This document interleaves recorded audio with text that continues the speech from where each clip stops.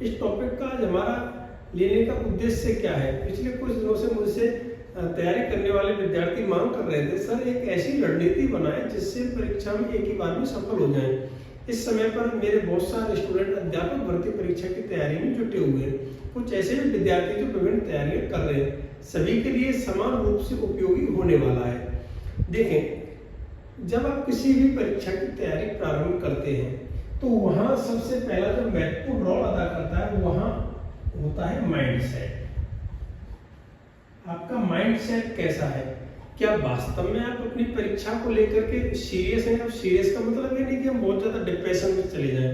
Serious का मतलब होता है सही दिशा में हम अपनी भर्ती परीक्षा से संबंधित चिंतन कर रहे हैं या नहीं कर रहे हैं। हमारा एटमॉस्फेयर उस समय कैसा है, उसको हम यूज करें, उसके लिए सीरियस वर्ड का। अब जैसा कि मैं बहुत सारे मेरे विद्यार्थी पिछले 6 महीने से, जब से उनका रीट का रिजल्ट आया है तब से लेकर के वो लगातार अपनी परीक्षा के लिए तैयार है। सीधी सी बात है, जो भी अभ्यर्थी अपने रीट की एग्जाम को पास कर चुका है वो थर्ड ग्रेड की तैयारी कर रहा है, अन्य भर्ती परीक्षाओं की तैयारी कर रहा है। तो यहाँ सबसे पहले आपको क्या ध्यान रखना है, जब भी आप अपनी तैयारी प्रारंभ करते हैं तो आपका जो सबसे महत्वपूर्ण टूल है वह है अध्ययन सामग्री। अब यही बहुत सारे स्टूडेंट मात खा जाते हैं। यही आपकी तैयारी की बेसिक नीड होने वाली है। अध्ययन सामग्री हमारे पास कैसी हो। अब आप बहुत सारी वीडियोस भी सर्च करते हो, देखते हो कि थर्ड ग्रेड परीक्षा के लिए, अध्यापक भर्ती परीक्षा के लिए किस प्रकार की सामग्री होनी चाहिए, और आपके सामने बहुत मोटी मोटी गाइड्स के नाम ले दिए जाते हैं, बहुत बड़े बड़े राइटर्स की गाइड बता दी जाती हैं। हम कंफ्यूज हो जाते हैं कैसे पढ़े। और सीधी सी बात है, एक बंदा इतना सारा मैटर कैसे पढ़ लेगा, क्योंकि कोई आपकी संबंधित परीक्षा में कोई ऐसा तो नहीं एक ही विषय से क्वेश्चंस आने वाले हो। बहुत सारे हमारे पास पोर्शन है, तो सब पोर्शंस को हमें कवर करना है। तो क्या हम प्रत्येक पोर्शन के लिए मोटे मोटे ग्रंथ पढ़ेंगे? नहीं। अब मैं आपको पैटर्न बताऊंगा आप किस प्रकार से अपनी तैयारी को कंटिन्यू रखेंगे। देखें, पहले मैं आपको कुछ बेसिक चीजें बता रहा हूँ, बट इनको आप एक जगह कैसे करेंगे वो बता देता हूँ। एक आपके पास हो गई एनसीईआरटी, ये लेनी नहीं है, बताऊंगा तरीका। एक हो गया आपके पास रेफरेंस बुक, और एक आपके पास हो जाएगी गाइड। आज मार्केट में बहुत सारी गाइड अवेलेबल है, आपको जो अच्छी लगती है, जिसकी भाषा आपको सरल लगती है, जिसको समझने में आपको सुविधा हो, वो आप गाइड पढ़ेंगे। एनसीईआरटी। अब आप देखेंगे आपके, जैसे मैं थर्ड ग्रेड लेवल 1 की बात करूं, आपको पर्यावरण अध्ययन भी आने वाला है, आपको राजस्थान जी के आने वाला है, हिंदी में से क्वेश्चन आने वाले हैं, मैथ में से क्वेश्चन आने वाले हैं। तो क्या हम हर एक क्लास की एनसीईआरटी पढ़े? नहीं। इसका एक विशेष पैटर्न बताता हूं आपके लिए, जैसे दिया है 6 से लेकर 10 तक।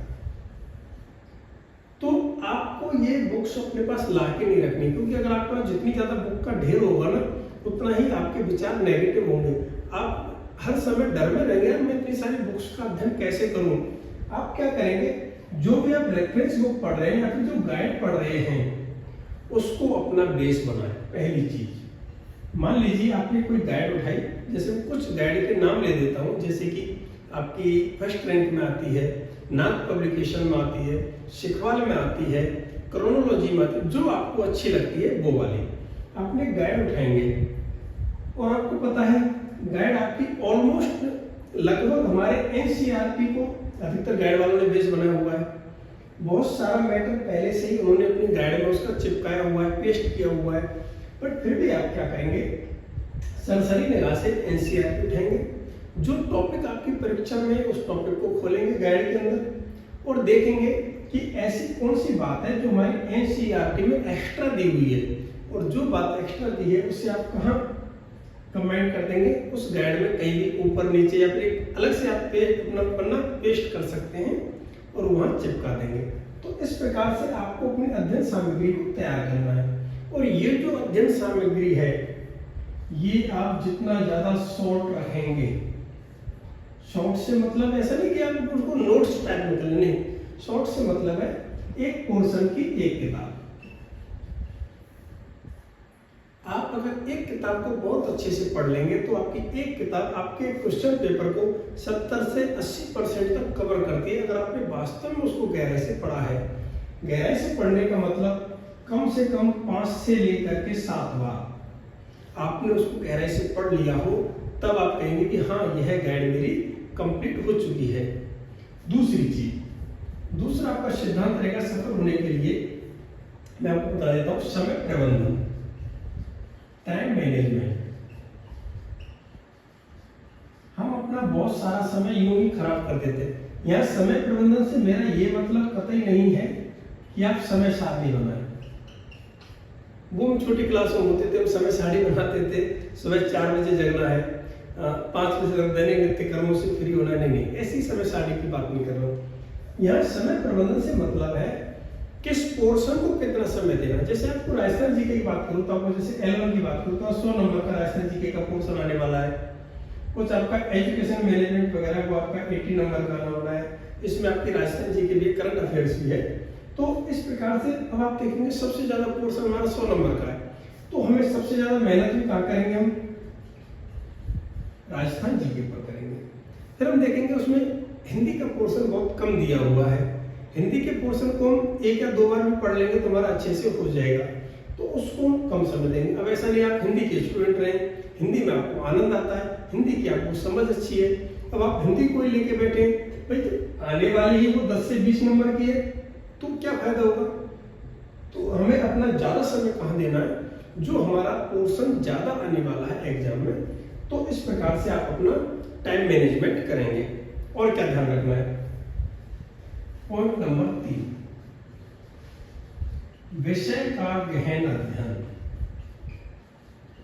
अभी आपके पास, मैं बिल्कुल होश में कह रहा हूं, बहुत सारा समय है। आप कह रहे हो कहाँ है बहुत सारा समय, क्यों 6 माह का ही तो समय बचा है। नहीं, 6 माह की आपकी अध्यापक भर्ती परीक्षा या किसी भी वनडे एग्जाम को क्लियर करने के लिए बहुत पर्याप्त होते हैं। तो 6 माह में आप एक चीज की गलती ना करें, कहीं आप नोट्स ना पढ़ें। नोट्स आप अपने बनाएंगे, ना कि किसी के तैयार किए हुए पढ़ेंगे, क्योंकि सामने वाला हर किसी के नोट्स बनाने का तरीका अपना खुद का स्पेशल होता है। तो आप जितना अपना बेहतर खुद का नोट्स तैयार करेंगे, उतना ही आपके सफल होने के चांसेस बढ़ेंगे। लेकिन नोट्स का मतलब ये कतई नहीं होता है कि आप सारी की सारी किताब को अपने शब्दों में छाप लें। नहीं, नोट्स के लिए मैं जैसे बात करूं, मैं कैसे तैयार करता था, मैंने गाइड उठाई, गाइड का कोई टॉपिक उठाया, टॉपिक को मैंने पढ़ना शुरू किया, तो जो चीज मुझे याद है उसको तो नोट्स में भी लिखने का क्या फायदा है।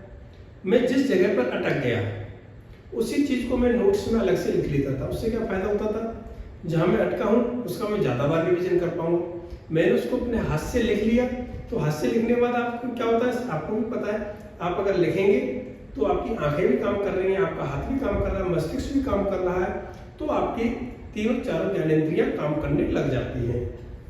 तो नोट्स आप अपने खुद के बनाएंगे, जहां आप पढ़ते समय अटकेंगे वो नोट्स में निश्चित रूप से होना ही चाहिए, चाहे वो एग्जाम के लिए इंपॉर्टेंट है या नहीं है। मैंने क्या बताया, जहां आप अटक जाए उसको आप नोट्स में मेंशन करना ही करना है। तो आप विषय का इस प्रकार से गहन अध्ययन करेंगे। मोस्ट इंपोर्टेंट पार्ट, नियमित अध्ययन। आपके पास ये सारी चीजें हैं, लेकिन आपके पास कंटिन्यूटी नहीं है, नियमितता नहीं है, आप एग्जाम को क्रैक नहीं कर पाएंगे। नियमित अध्ययन बहुत जरूरी है, रेगुलरिटी। आपने हिंदी की किताब में पंक्ति पढ़ी होगी, करत करत अभ्यास के जड़म तो सुजान, रसरी आवत जात है सिर पर पड़त निशान। वही है, एक रस्सी है, रस्सी पत्थर को नहीं काट सकती, लेकिन निरंतर जब वो पत्थर पर चलती है, जब अपन कुएं से, जैसे आपने देखा कुएं के घाट पे पत्थर पे निशान बने रहते हैं, कैसे बने, वो रस्सी से ही तो बने हैं, लेकिन कैसे बने, रेगुलरिटी, नियम है। किसी एक दिन रस्सी नहीं डाली गई थी, रोजाना रस्सी डाली गई थी, रोजाना रस्सी को खींचा गया था, तब जाकर के पत्थर पर निशान बने। इसी प्रकार से आप एक दिन के पढ़ने से ही सफलता नहीं मिलेगी, आपको नियमित पढ़ना होगा। एक निश्चित समय अंतराल पे ही आपको अपने माइंड को ब्रेक देना है, यार दोस्तों के साथ में समय को बर्बाद नहीं करना है। तो नियमित अध्ययन आप करेंगे, कंटिन्यूटी रखेंगे, रेगुलरिटी रखेंगे, तो ही हम सफलता की ओर बढ़ेंगे। अन्य बिंदु, और मैं इसको कहता हूं इन सभी का आधार है हमारा अंतिम बिंदु स्वास्थ्य। अगर आपका स्वास्थ्य अच्छा नहीं है, कितनी भी अच्छी आपके पास अध्ययन सामग्री हो, कितना भी आप विषय का गहन अध्ययन करने की इच्छा रखते हो, लेकिन स्वास्थ्य अच्छा नहीं है तो कोई भी चीज यहाँ पर काम नहीं करेगी। Health is wealth. स्वास्थ्य पहला सुख निरोगी का है। स्वास्थ्य अगर आपका अच्छा है, मस्तिष्क अच्छे से काम करेगा। जब आपका मस्तिष्क अच्छे से काम कर रहा होगा तो बहुत सारी चीजें आपको कम समय में याद हो जाएंगी, आपकी याद रखने की क्षमता बढ़ जाएगी।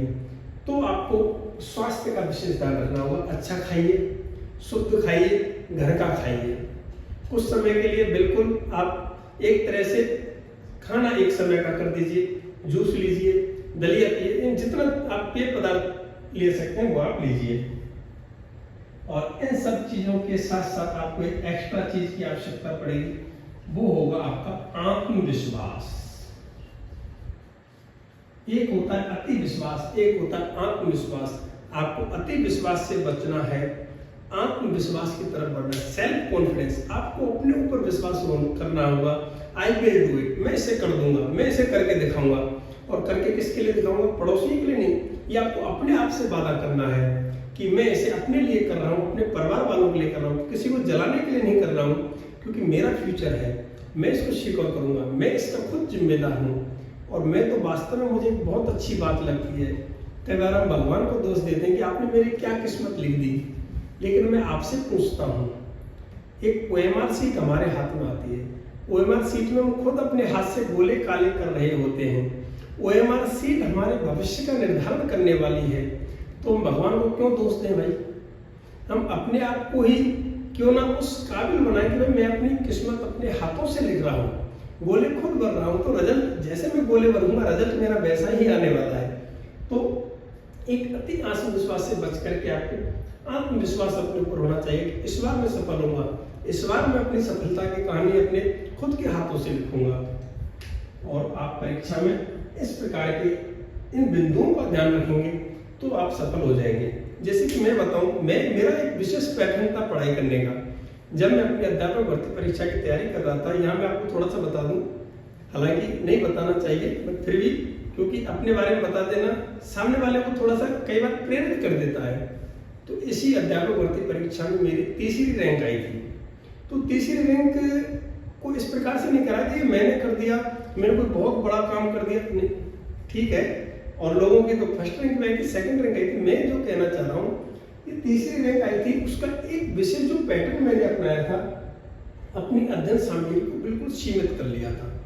एक माइंड एक तरह से घोड़ा जैसे अपने आंखों पर पट्टे बांध लोगे, आप सीधे चलोगे, निर्धारित कर लिया था इससे अतिरिक्त कुछ नहीं पढ़ना है। आज के आज आप अपनी अलमारी देखें, अपनी जो लाइब्रेरी में आपने जो बुक सेट कर रखी वो देखें, उनमें फालतू की भीड़ किन बुक्स ने बढ़ा रखी है, तो उनको कम कर दें। और जो आपका एग्जाम ओरिएंटेड मैटर है, जो सेलेक्टिव मैटर है, केवल उस पर आप वर्क करें, उसका निरंतर अभ्यास करें, जरूर आपको परीक्षा में सफलता मिलेगी। मेरी शुभकामनाएं आपके साथ हैं। निरंतर आप अभ्यास कीजिए, पढ़ते रहिए। मैं भी आपको आपकी अध्यापक भर्ती परीक्षा से संबंधित पूरा सिलेबस, राजस्थान जीके, मैथ और साइंस, ये पूरा सिलेबस मैं आपको खुद यूट्यूब पर भी प्रोवाइड कराऊंगा। आप निरंतर अभ्यास करते रहें। धन्यवाद। आपका दिन शुभ हो। Thank you.